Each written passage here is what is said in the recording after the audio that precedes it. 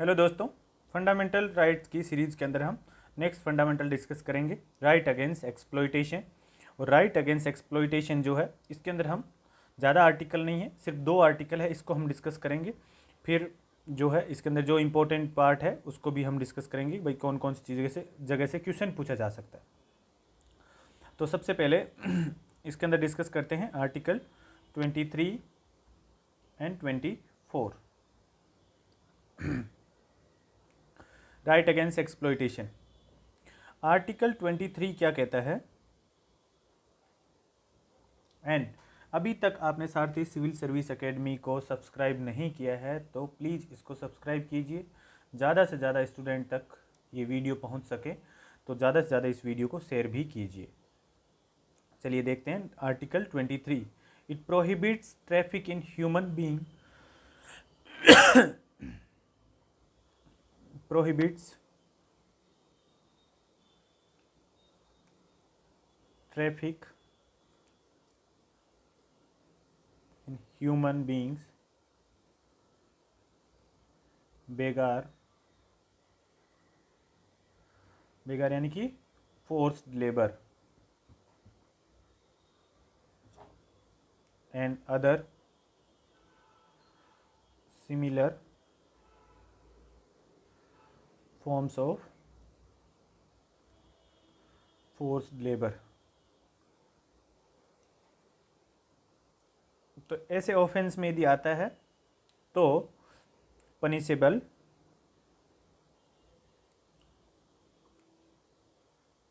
In accordance with laws. ठीक है, तो इसके अंदर जो both citizen and non citizen दोनों के लिए अवेलेबल है।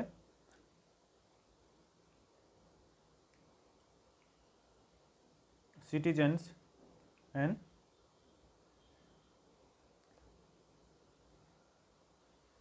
ये दोनों के लिए अवेलेबल है।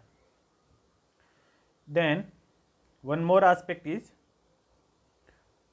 इट प्रोटेक्ट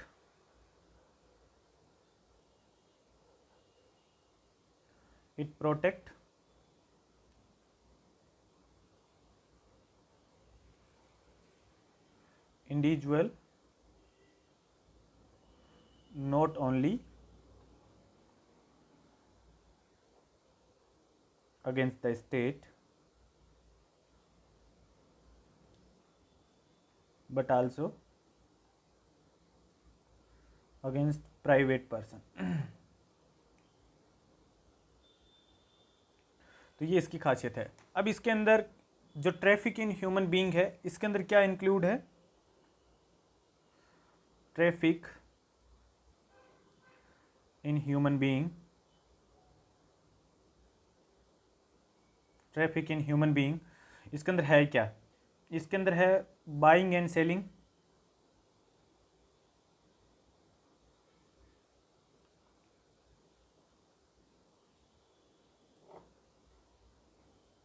ऑफ मैन,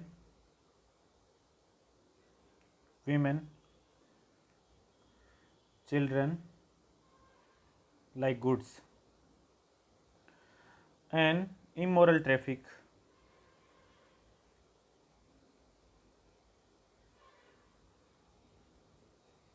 इसके अंदर इमोरल ट्रैफिक के अंदर inclusion of prostitution.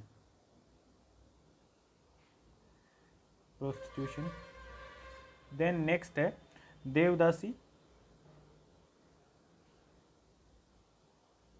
Then slavery. ये सारे के सारे किसके बेसिस पे ऑफेंस है? इमोरल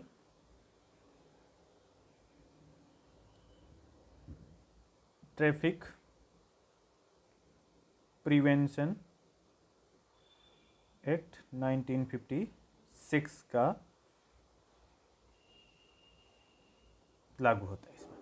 ठीक है, तो बेगार इसके अंदर क्या है? Without remuneration. यहाँ पे बेगार जहाँ पे वर्ड आया था इसका मीनिंग क्या है? बेगार यानी कि विदाउट एनी रिम्यूनरेशन, बिना कोई पैसे दिए।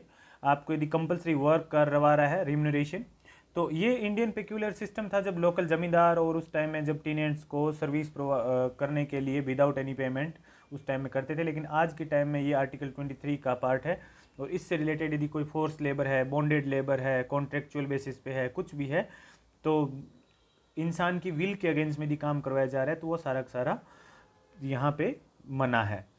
इसके बेसिस पे हमने बहुत सारी जो है मिनिमम वेजेज एक्ट है, कुछ एक्ट्स है हमने डिस्कस कर लेते हैं।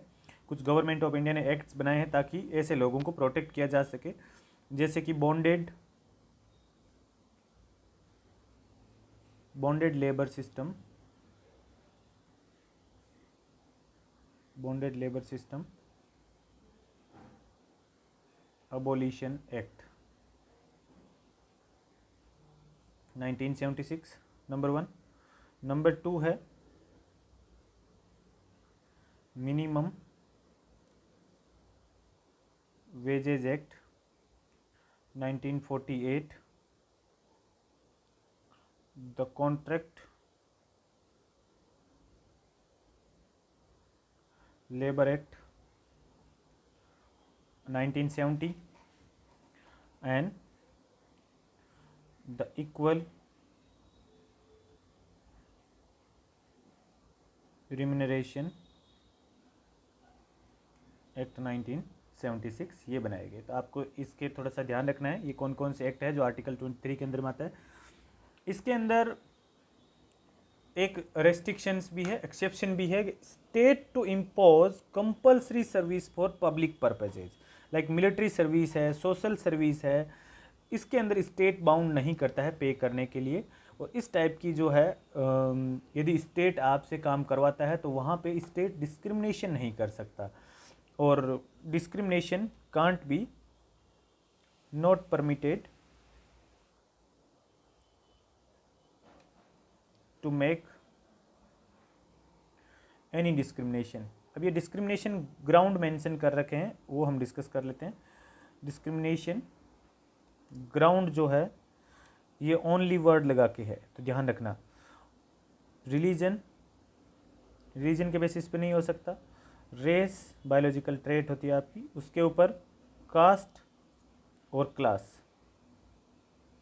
यदि आप काम करवाते हो तो सबसे इक्वल काम करवाना पड़ेगा।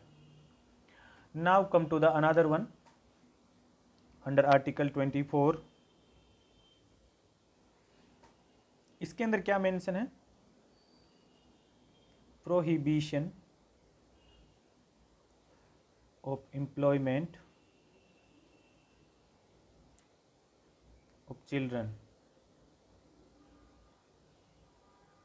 इन फैक्ट्रीज। चाइल्ड लेबर इसके अंदर है। Children below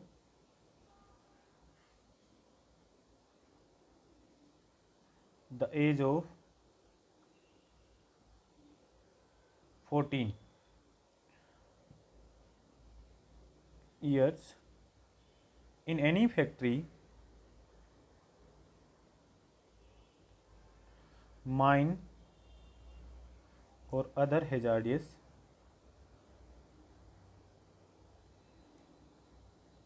activities, like construction work हो गया, रेलवे वगैरह हो गया, तो इस टाइप का जो है आपका मना है। चिल्ड्रंस जो बिलो 14 ईयर्स है, चाइल्ड लेबर के एक्ट में आता है। कुछ इसके अंदर जैसे कोई इनोसेंट वर्क है जो हार्मलेस है, वो एम्प्लॉयमेंट इसके अंदर नहीं आता है। इससे रिलेटेड बहुत सारे एक्ट बना रखे हैं, और एक्ट को भी हम डिस्कस करेंगे। इस एक्ट से रिलेटेड 1996 के अंदर सुप्रीम कोर्ट ऑफ इंडिया ने डायरेक्टेड किया कि चाइल्ड लेबर रिहेबिलिटेशन फंड बनाया जाना चाहिए। चाइल्ड लेबर रिहेबिलिटेशन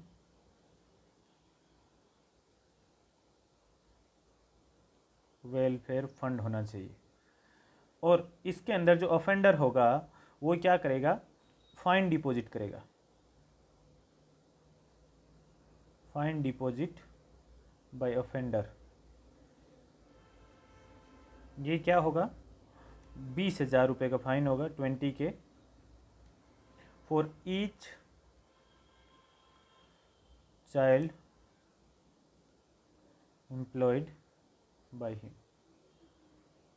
ठीक है, यदि एक बच्चा भी इसके अंदर ऐसे निकलता है तो, और दूसरा डायरेक्शन ये भी गई, डायरेक्शन ये भी दिया गया for the improvement of education, health and nutrition.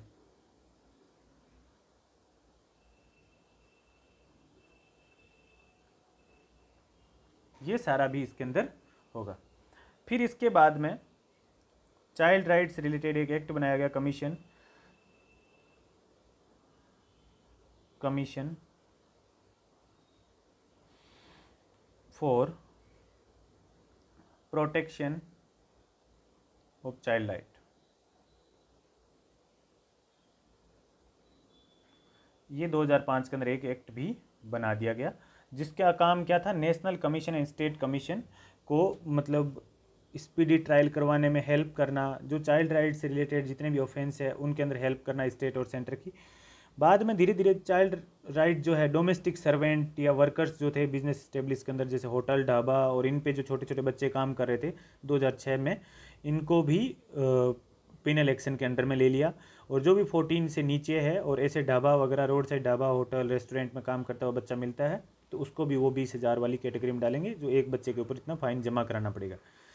फिर इसके बाद में चाइल्ड लेबर के जो एक्ट था उसके अंदर 2016 में अमेंडमेंट किया गया। 1986 का जो एक्ट था वो रिपील करके, रीनेम करके, अब जो है, जो पहले मैं बता देता हूँ 1986 के एक्ट का नाम, 1986 के अंदर इसमें नाम था child and adolescent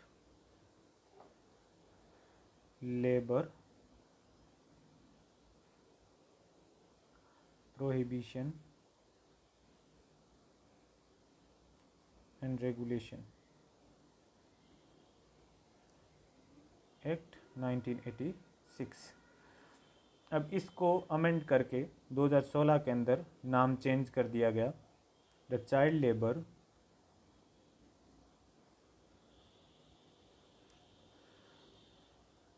prohibition and regulation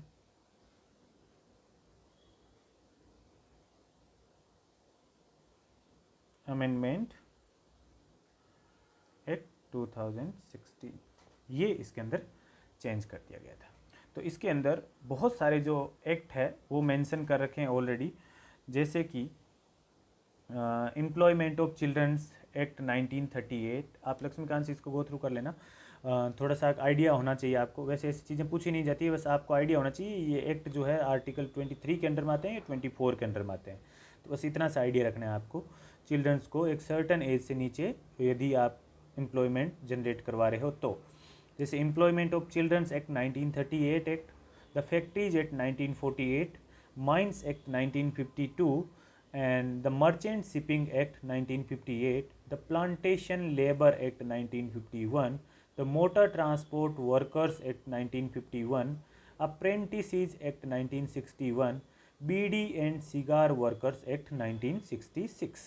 ये कुछ एक्ट है जो इनको पर्टिकुलर बच्चों का जो हेल्थ से रिलेटेड कंसर्न या फिर जो चाइल्ड लेबर से रिलेटेड रोकने के लिए बनाए गए हैं। अभी हम इसके अंदर एक और फंडामेंटल राइट डिस्कस करेंगे, cultural and educational rights.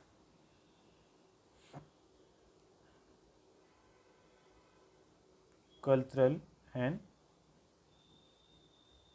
Educational rights, cultural and educational rights. इस कल्चरल एंड एजुकेशनल राइट के अंदर दो आर्टिकल कवर होते हैं, 29 एंड 30। 29 आर्टिकल जो है वो ये कहता है protection of interest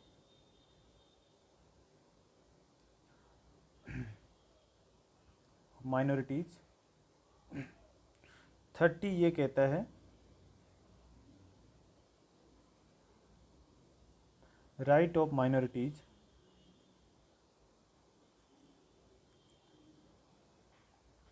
to establish and administer educational institution। अब यहाँ पे है क्या, protection of interest of minorities. तो 29 जो है यहाँ पे हम डिस्कस करें तो यहाँ पे क्या बोलता है, protection of interest of minorities. अब जो यहाँ पे माइनॉरिटीज़ जो है, माइनॉरिटीज़ इसको कॉन्स्टिट्यूशन के अंदर कहीं डिफाइन नहीं कर रखा है, नॉट डिफाइंड, ठीक है। अब इसके अंदर क्या कवर होगा, that any section of the citizen residing in any part of India having a distinct language, तीन ही पोर्शन है, लैंग्वेज के बाद में स्क्रिप्ट के बाद में है स्क्रिप्ट और कल्चर। इन चीज़ों को प्रोटेक्ट करने के लिए या इन चीज़ों को कंजर्व करने का राइट है, जो प्रोवाइड करवाता है आर्टिकल 29।